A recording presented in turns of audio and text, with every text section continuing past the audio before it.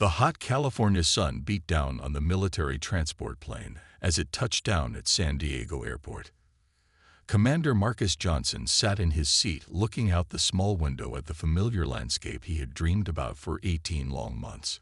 His Navy SEAL uniform was perfectly pressed and clean.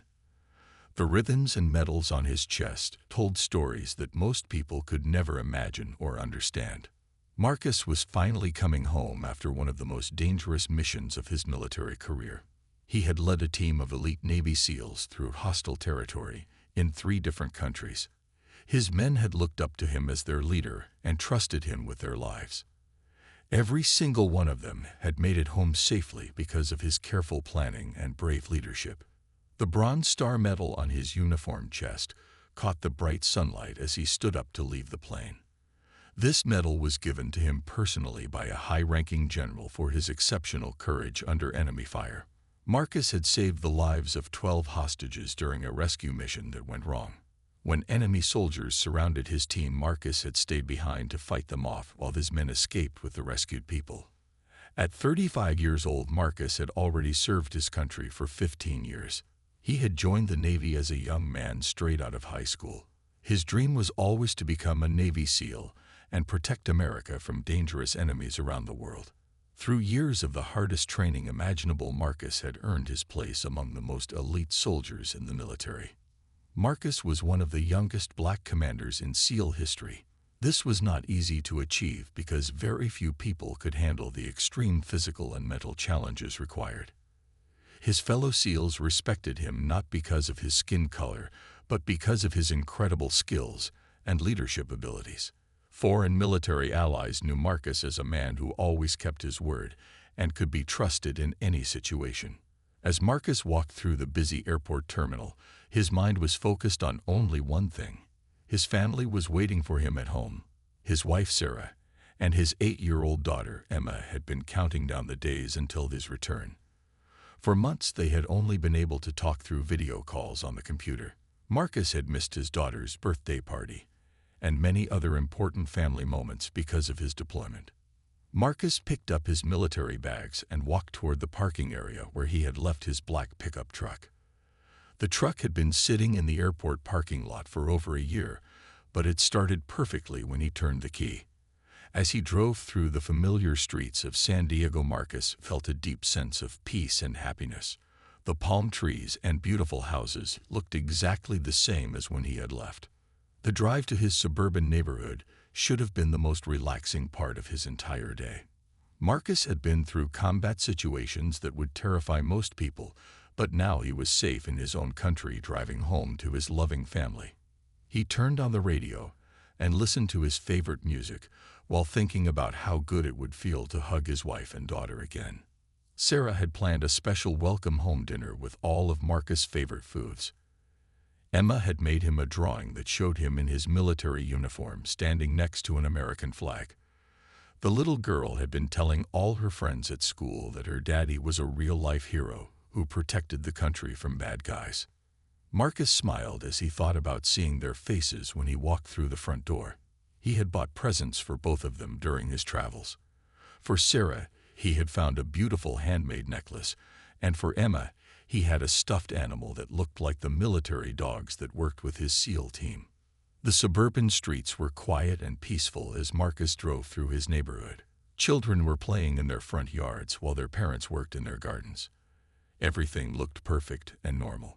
Marcus had no way of knowing that his biggest battle was still waiting for him just 3 blocks away from his own house. Marcus was only 3 blocks away from his house when he saw the flashing red and blue lights in his rearview mirror.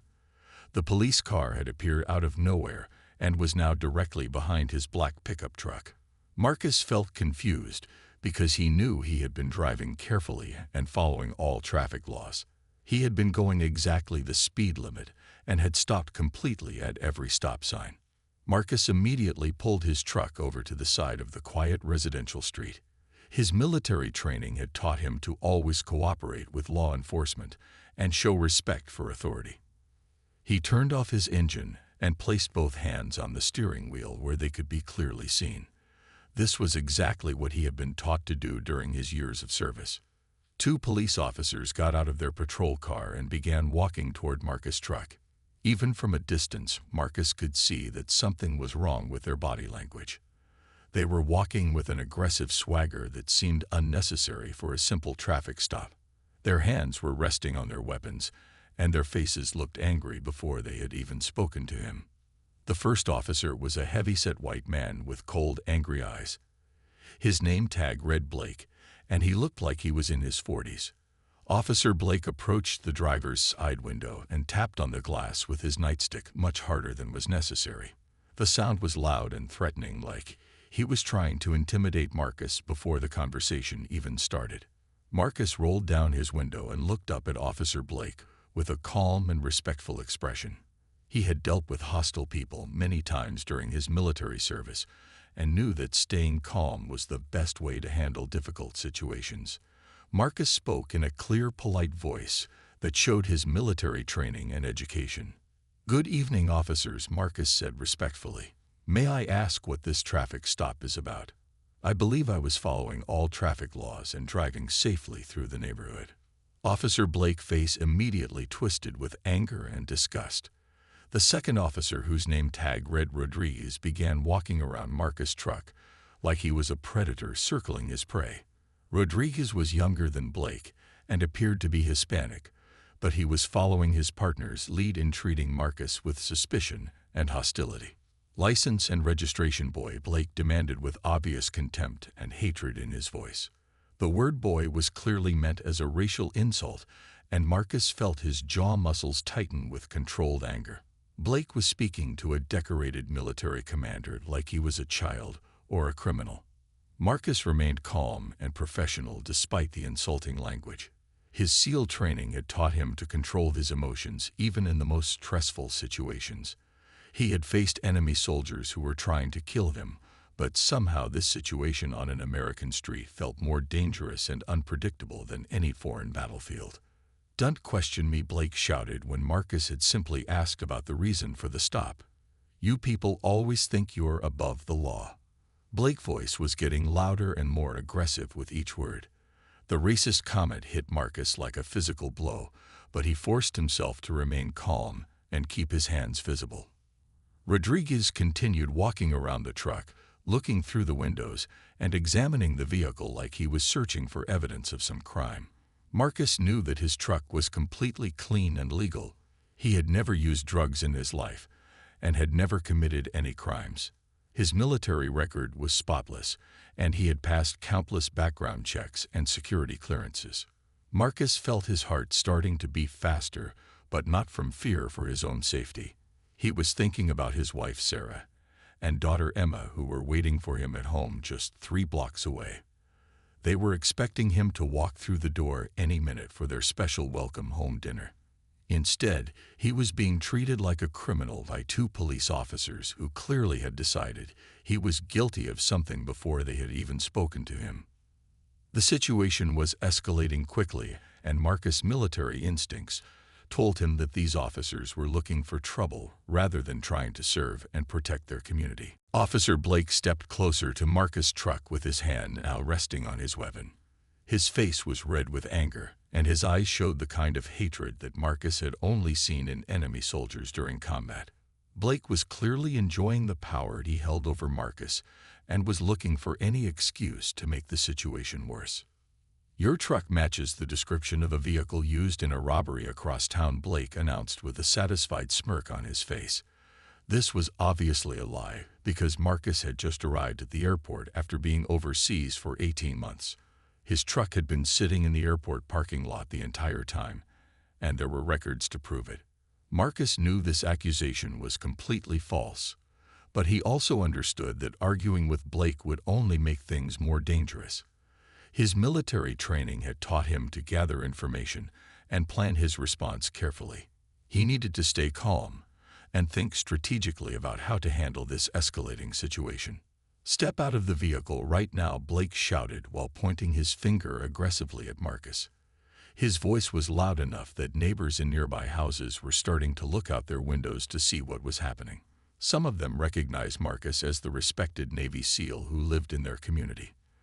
Marcus slowly opened his door and stepped out of his truck with his hands clearly visible. Every movement he made was careful and deliberate to avoid giving the officers any excuse to claim he was being threatening. His military bearing was evident in the way he carried himself with dignity and discipline despite the humiliating treatment.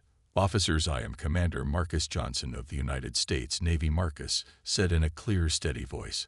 "I just returned from deployment overseas, and I have my military identification, if you would like to see it. My truck has been parked at the airport for over a year, so it could not have been involved in any robbery." Blake let out a loud, mocking laugh that echoed through the quiet neighborhood. "Sure you are, and I am the President of the United States," Blake said sarcastically. "You drug dealers always carry fake military IDs to try to impress people. Do you think we are stupid enough to fall for your lies?" While Blake was insulting Marcus, his partner Rodriguez began searching through Marcus' truck without permission or a warrant. Rodriguez was looking through the glove compartment and under the seats like he expected to find drugs or weapons. Marcus knew his truck was completely clean because he had never used illegal substances in his entire life. The military required regular drug testing, and Marcus had passed every single test throughout his 15-year career. He had security clearances that required extensive background checks, and he had never even received a speeding ticket. His record was spotless, and his reputation in the military was excellent. Blake walked around to the other side of the truck and claimed he could smell marijuana coming from inside the vehicle. This was another obvious lie because Marcus had never smoked marijuana or allowed anyone else to smoke it in his truck. The vehicle had been sitting in an airport parking lot for over a year, so any smell would have disappeared long ago. "We are placing you under arrest for drug possession and suspicion of armed robbery," Blake announced with clear satisfaction in his voice. He was enjoying every moment of humiliating the decorated war hero and seemed to take pleasure in treating him like a common criminal. Marcus felt his heart racing, but not from fear for his own safety. He was thinking about his wife Sarah and 8-year-old daughter Emma, who were still waiting for him at home. They had prepared a special dinner and were probably watching the clock wondering why Daddy was late. Emma had been so excited about showing him the welcome home drawing she had made. Neighbors were now gathering on the sidewalk, and some of them were recording the arrest with their cell phones.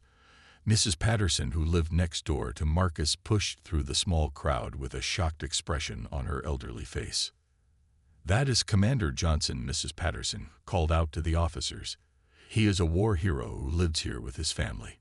You are making a terrible mistake." But Blake completely ignored the elderly woman's words. He was too focused on his racist agenda to listen to reason or evidence.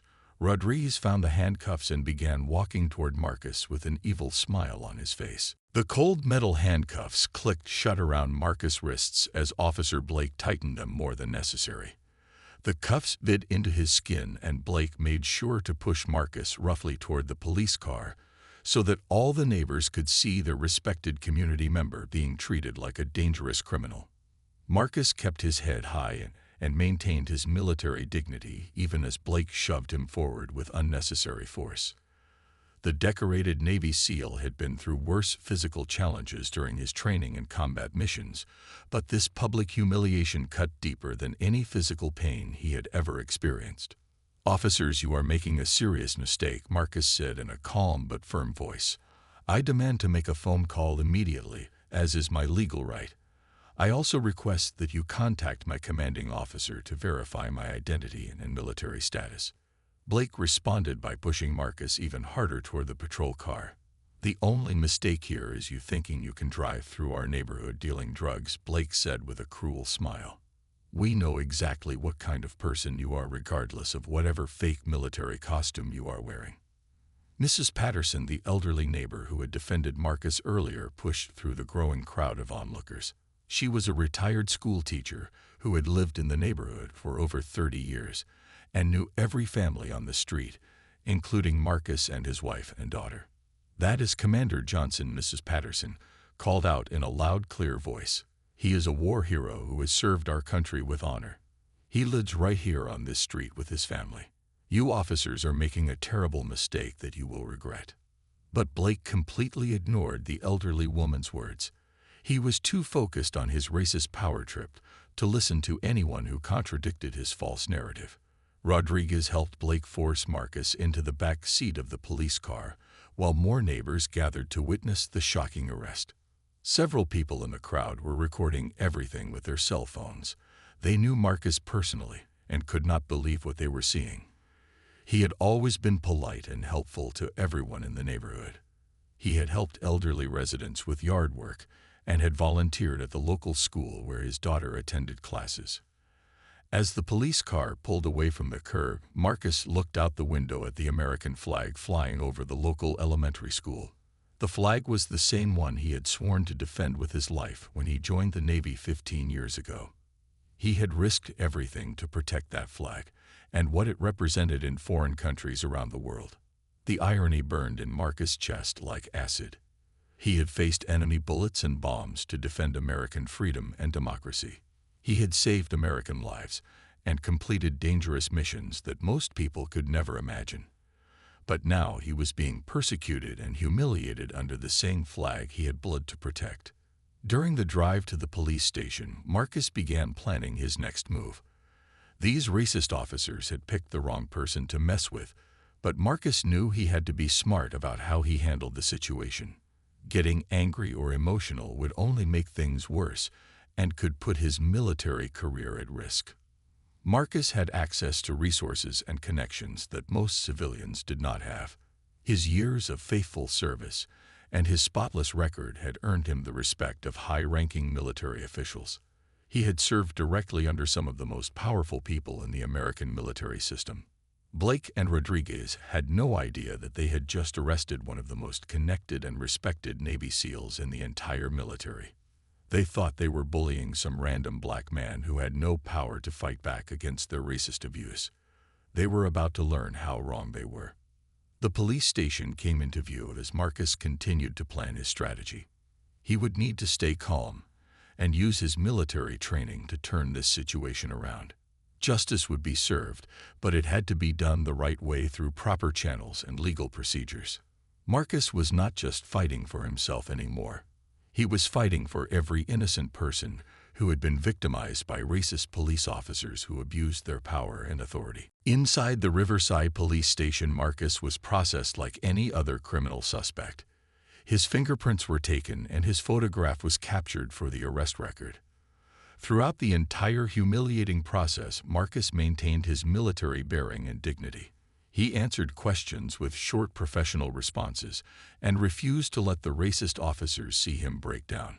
The desk sergeant was an older black officer named Williams who seemed uncomfortable with the whole situation.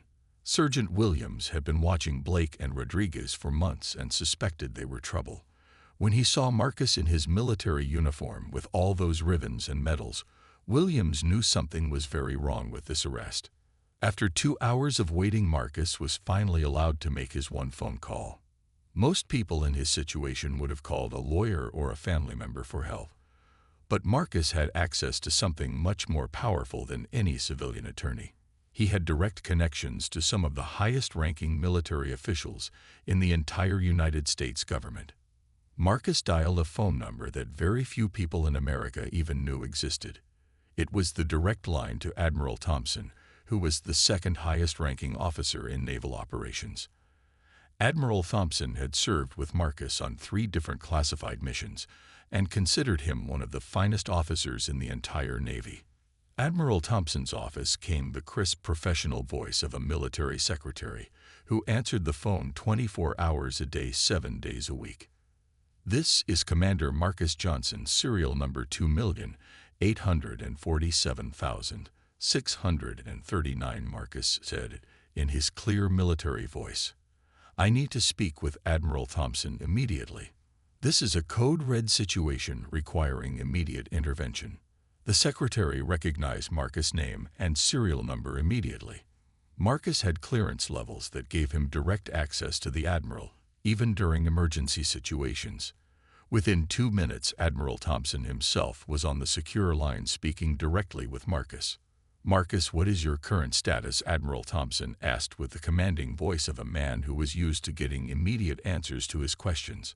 Thompson had led military operations involving thousands of soldiers and had the authority to mobilize entire fleets of Navy ships. "Sir, I am currently being illegally detained at Riverside Police Station on completely fabricated charges," Marcus explained in precise military terms. "Two racist officers have arrested me for drug possession and robbery, despite having zero evidence of any criminal activity. I have just returned from an 18-month deployment and was driving home to my family when this incident occurred." Admiral Thompson had known Marcus for over 8 years and trusted him completely. Marcus had never lied about anything and had risked his own life to save other soldiers on multiple occasions. If Marcus said he was being illegally detained, then Admiral Thompson knew without any doubt that Marcus was telling the truth. The conversation lasted exactly 90 seconds, but Marcus could hear Admiral Thompson's anger building with each detail of the story. By the time Marcus finished explaining what had happened, Admiral Thompson was furious enough to start a war. Nobody mistreated one of his officers without facing serious consequences. "Commander Johnson, maintain your position and do not sign any documents," Admiral Thompson ordered with steel in his voice. "This situation will be resolved within 30 minutes through official channels. These officers have made the biggest mistake of their careers." After hanging up the phone, Marcus felt a sense of calm confidence that he had not experienced since this nightmare began. Admiral Thompson was not just any military officer. He was a man who had direct access to everyone from the Secretary of Defense to the President of the United States. Politicians and generals returned his phone calls immediately. Sergeant Williams noticed the change in Marcus' demeanor after the phone call. Marcus had gone from looking worried and stressed to appearing completely calm and confident, like a man who knew that help was on the way. Williams had been a police officer for 25 years, and he recognized the look of someone who had just contacted very powerful people. Within 10 minutes of Marcus' phone call, the police station phone began ringing constantly. The desk sergeant was fielding calls from military officials whose names Williams had only heard on the news.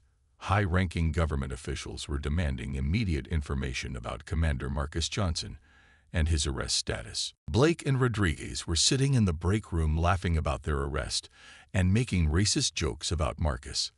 They had no idea that their careers were about to end and that they would soon be facing federal criminal charges for violating the civil rights of a decorated military hero. The storm that Admiral Thompson was about to unleash would change everything at Riverside Police Station and send shockwaves through the entire city government. Marcus sat quietly in his holding cell, knowing that justice was finally coming.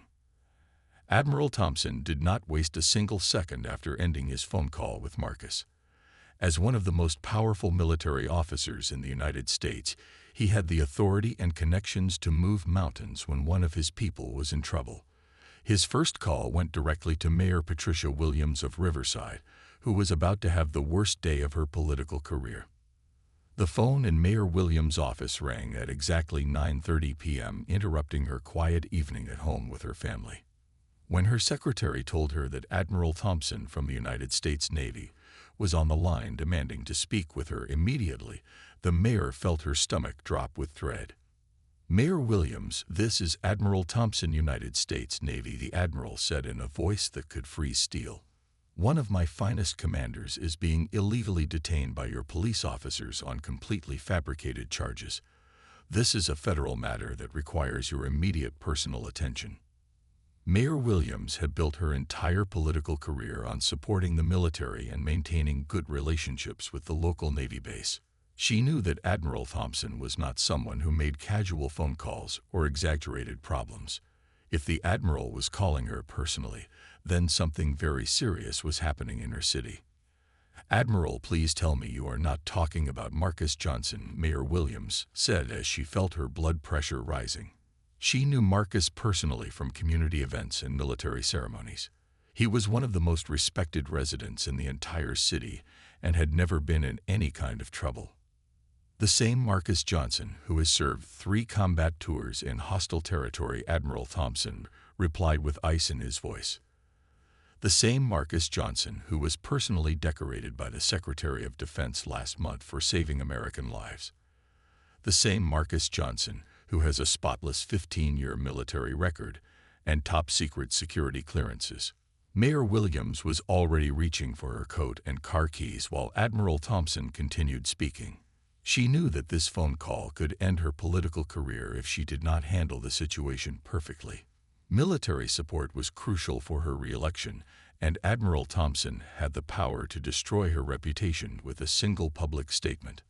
Unless this situation is resolved within the next 30 minutes, Admiral Thompson continued, this will become a federal investigation involving the FBI, the Department of Justice, and every major news network in America.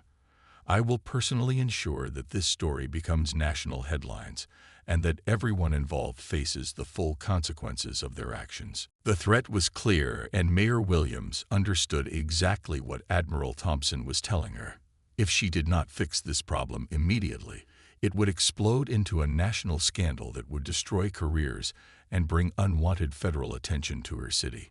Racist police officers violating the rights of a decorated war hero would be front-page news across the country.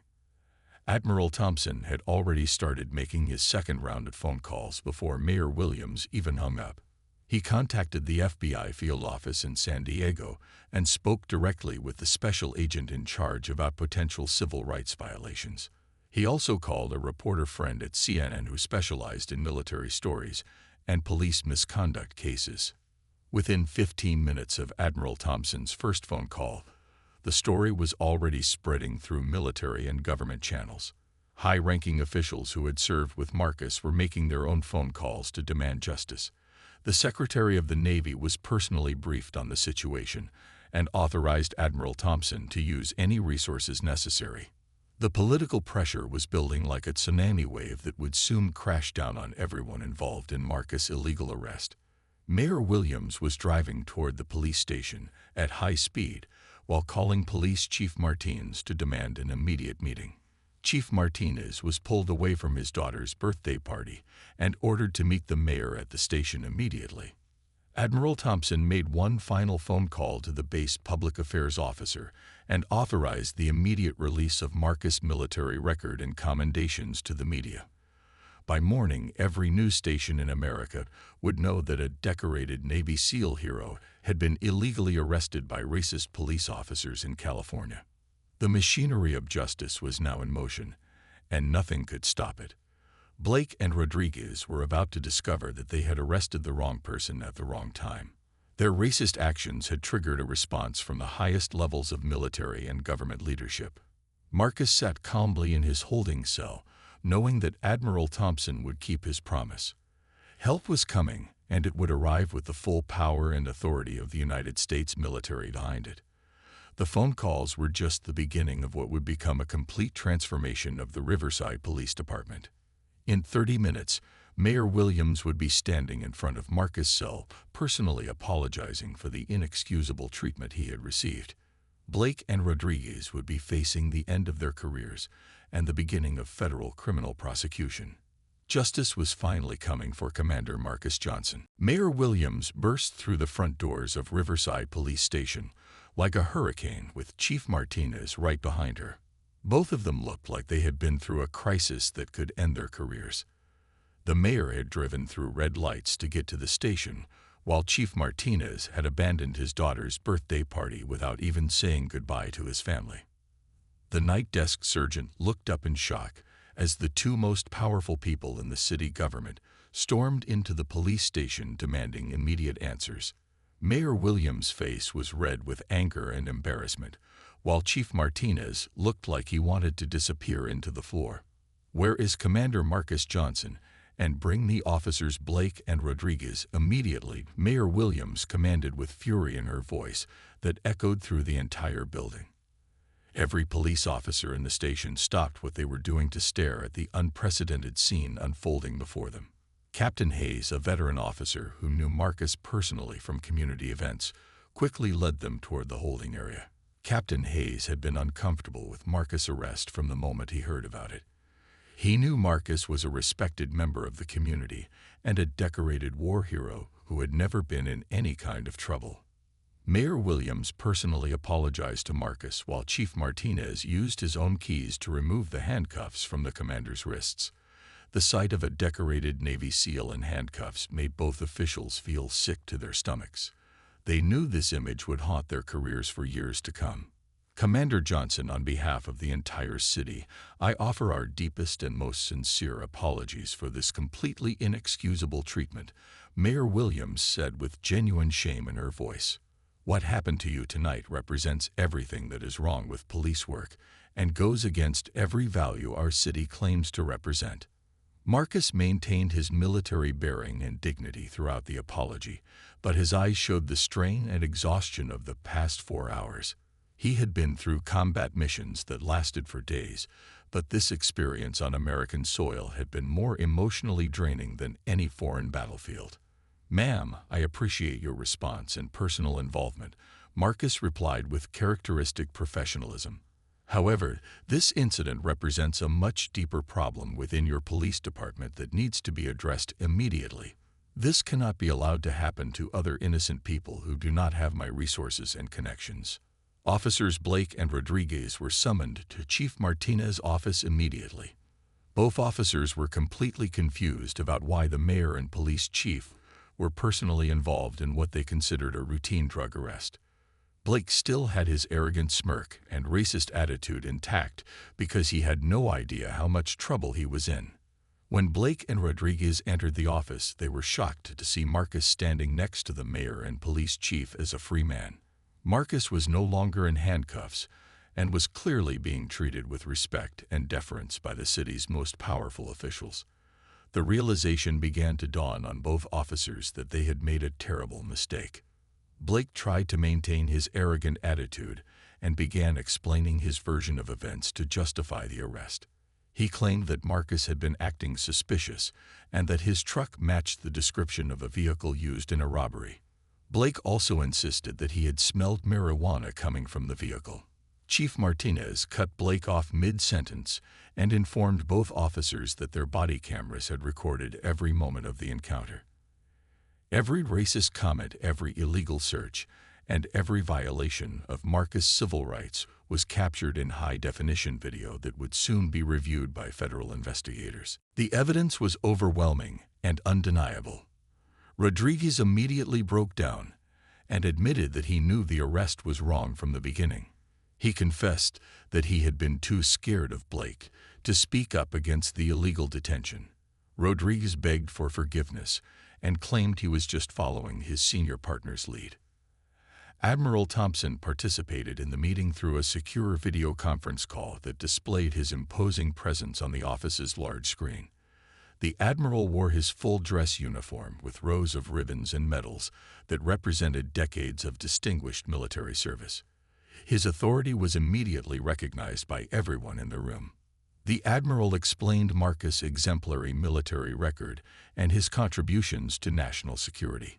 He described classified missions where Marcus had risked his life to save American soldiers and civilians. Admiral Thompson made it clear that Marcus was considered a national hero within military circles. The contrast between Marcus' actual identity and the way he had been treated by Blake and Rodriguez was shocking and embarrassing for everyone involved. Here was a man who had dedicated his life to protecting America being treated like a common criminal by the very people he had sworn to protect. Mayor Williams announced the immediate consequences that would follow this incident. Blake would be terminated and face federal civil rights charges.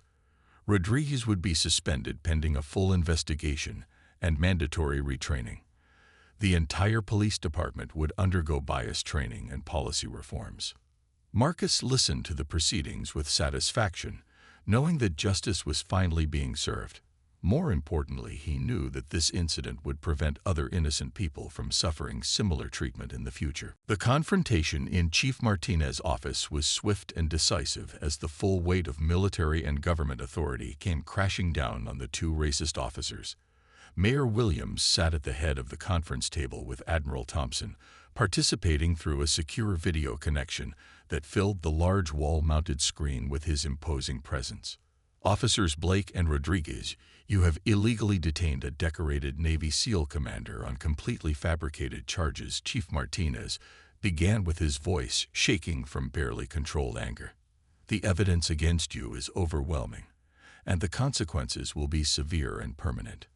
Blake tried one last desperate attempt to defend his actions by claiming he was just doing his job and following proper police procedures. He insisted that Marcus had been acting suspicious and that he had reasonable cause to make the arrest. Blake seemed unable to understand that his racist behavior had been recorded and documented. The body camera footage tells a completely different story, Chief Martinez replied while pulling up the video on his computer screen. Every racist comment, every illegal search, and every violation of Commander Johnson's civil rights is recorded in perfect high-definition video that will be used as evidence in federal court. The room fell silent as portions of the body camera footage played on the screen. Blake's racist language and aggressive behavior were clearly visible and undeniable. His use of the word boy and his comments about you people were captured with perfect audio quality that left no room for doubt or interpretation. Rodriguez broke down completely when he saw himself on camera participating in the illegal arrest. The younger officer had been following Blake's lead, but he knew in his heart that what they were doing was wrong. Rodriguez began crying and begging for forgiveness, while admitting that he should have stopped the illegal detention. "I knew it was wrong from the beginning," Rodriguez confessed through his tears. "I was too scared of Blake to speak up, but I should have protected Commander Johnson instead of helping to arrest him. I am deeply sorry for my cowardice and poor judgment." Admiral Thompson spoke from the video screen with the authority of someone who commanded respect from generals and politicians around the world. His voice carried the weight of the entire United States military as he explained the severity of what had happened to one of his finest officers. "Commander Johnson has served our nation with distinction for 15 years, Admiral Thompson said with steel in his voice. He has risked his life in combat to protect American lives and has completed classified missions that most people cannot even imagine. The treatment he received tonight is a disgrace to everything our military fights to protect." Mayor Williams announced the immediate consequences that would follow this incident with the finality of a judge pronouncing sentence. "Effective immediately, Officer Blake, you are terminated from the Riverside Police Department and will face federal civil rights charges. Officer Rodriguez, you are suspended without pay pending a full investigation." Blake's face turned red with rage as he realized his career was over, and he would likely face prison time for his racist actions. He tried to argue that he was being treated unfairly, but nobody in the room had any sympathy for him. His years of racist behavior had finally caught up with him in the worst possible way. The federal charges would be serious and could result in several years in prison, plus massive financial penalties. The FBI Civil Rights Division had already been contacted, and federal investigators would arrive in the morning to begin building their case. Blake's racist treatment of Marcus would become a textbook example of police misconduct. Rodriguez's suspension would last for 6 months, while he underwent extensive retraining and psychological evaluation. He would have to prove that he could be trusted to serve the community fairly before being allowed to return to duty. His career would never fully recover from this incident. Chief Martinez announced that the entire police department would undergo mandatory bias training and policy reforms. New procedures would be implemented to prevent similar incidents, and all officers would be required to complete sensitivity training. The department would also establish a civilian oversight board with real authority. Marcus listened to the proceedings with quiet satisfaction, knowing that justice was being served not just for him, but for every person who had been victimized by racist police officers. This incident would create lasting changes that would protect innocent people for years to come. The confrontation in Chief Martinez's office was swift and decisive as the full weight of military and government authority came crashing down on the two racist officers.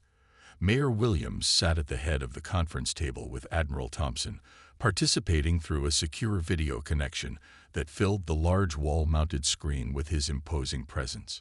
"Officers Blake and Rodriguez, you have illegally detained a decorated Navy SEAL commander on completely fabricated charges," Chief Martinez began with his voice shaking from barely controlled anger.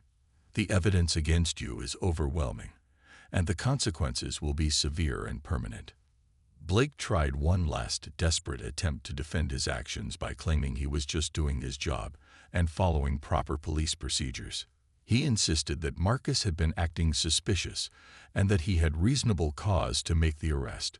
Blake seemed unable to understand that his racist behavior had been recorded and documented.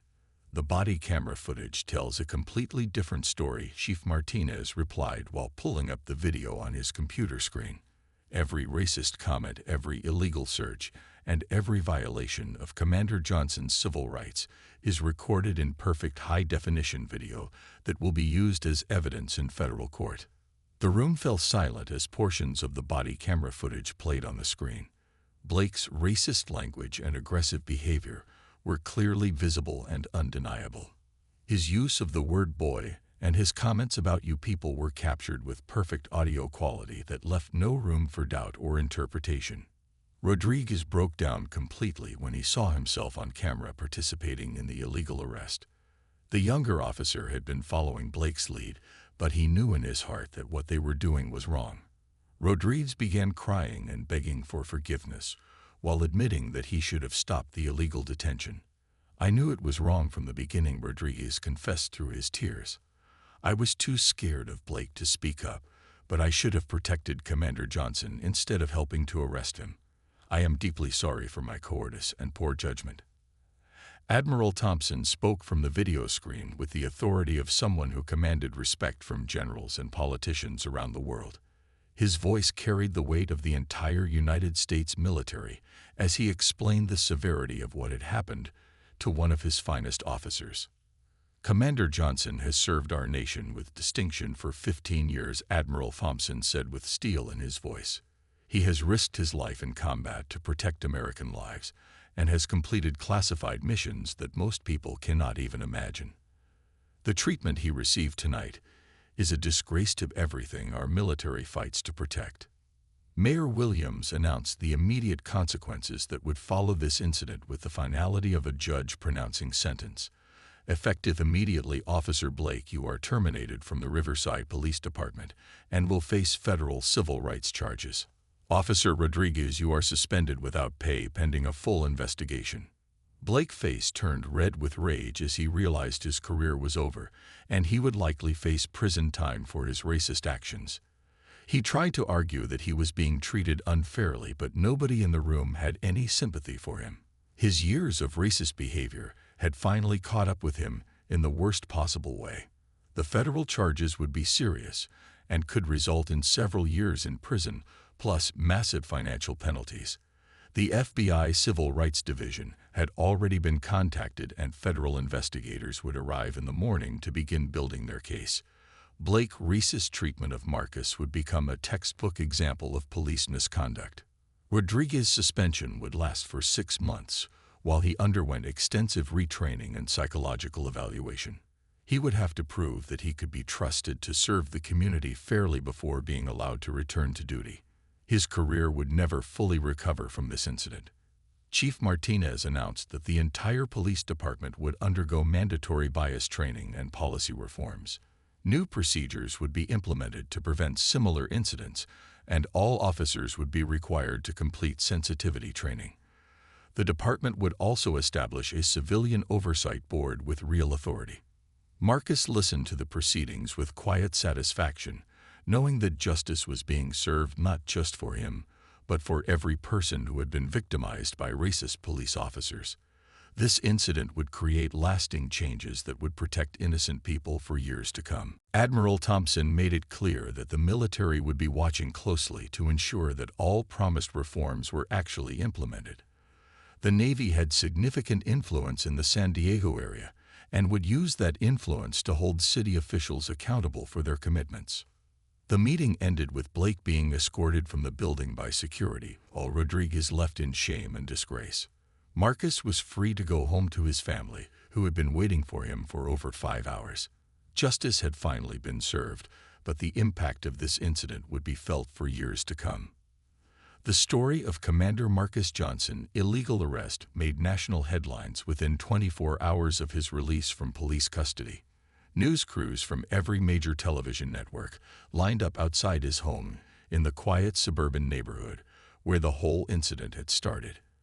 The headline read "Decorated Navy SEAL Commander Illegally Arrested by Racist Police Officers," and it spread across social media like wildfire. Marcus chose to hold his press conference at the local community center where he had volunteered for years, helping at-risk youth learn discipline and leadership skills. He wanted to address the nation from a place that represented hope and positive change, rather than anger and division. The community center gymnasium was packed with reporters, military officials, and local residents who had come to support him. Standing behind the podium in his full-dress naval uniform with his wife Sarah and daughter Emma beside him, Marcus addressed the cameras with the same courage and dignity he had shown throughout his ordeal. His uniform displayed ribbons and medals that represented 15 years of faithful service to his country, including the Bronze Star he had earned for saving American lives under enemy fire.